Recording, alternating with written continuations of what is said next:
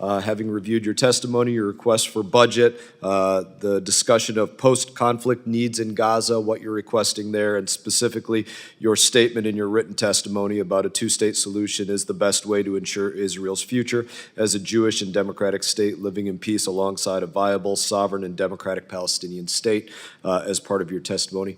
It's fair to say you're the chief diplomat for America over the Mideast, the top dog, as they say. That would be a fair categorization of yourself? Yes.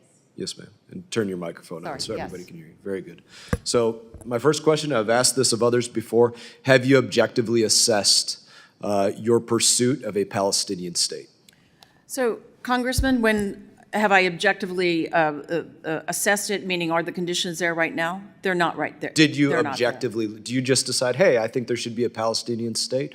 Or did you objectively look at this? Long-standing policy, and it's certainly been the stated policy of this But did administration. you personally, as the top dog over the Middle East, objectively assess whether we should make a state out of a group that currently holds 5 Americans hostage, roughly 5 Americans hostage, killed 35 Americans in the last couple months? Did you objectively assess? So, Congressman, we have no intention of working with Hamas in that endeavor. What we're talking about is something entirely different. I would hope you don't. Yes. So let me ask a question related to that. But you did objectively assess this? Yes. Okay, who did you objectively assess would become the leader of the Palestinian state that you wish to create? It's not for us to designate a leader. But if you are objectively assessing whether the United States of America should put resources into creating a Palestinian state, as the top diplomat over the Middle East, we would expect that you objectively assessed who would become the leader of this state. No, it is not for us to determine that. I didn't say you're going to determine it. I said, who do you objectively assess will be the leader of that? I don't have an objective assessment as to who will be the leader. So you did not objectively assess who would become the leader of the state that you wish to make? No. So you don't assess, well, maybe you can do it right now.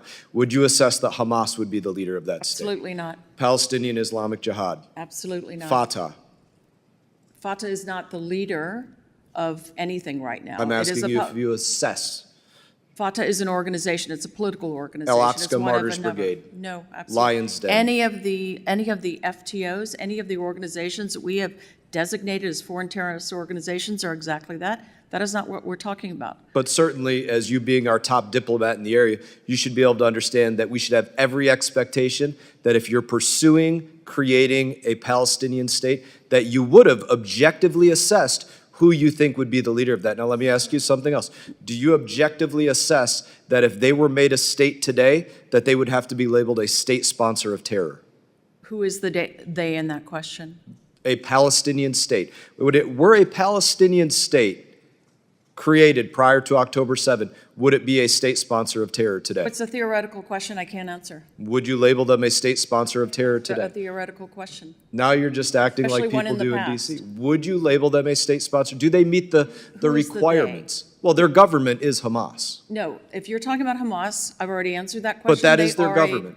No, but we're not talking about Gaza. We're talking about a Palestinian state, and that's a larger question, and it would be a negotiated process. Who would negotiate that?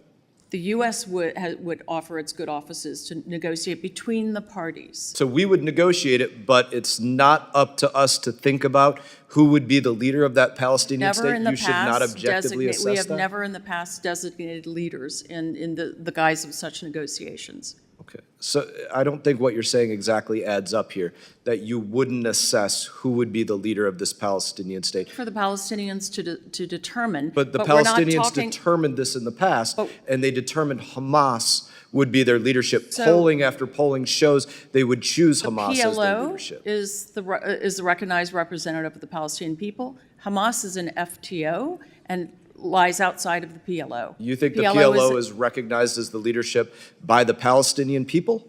The Palestinian Authority governs. The PLO is the representative. You think that's what the Palestinian people believe? I haven't done polling on this recently. But as the top diplomat over the Middle East, I would expect that you've reviewed this. The PLO is the entity that did the Oslo Agreement with Israel. It appears to me, as my time has expired, I thank you for trying to answer.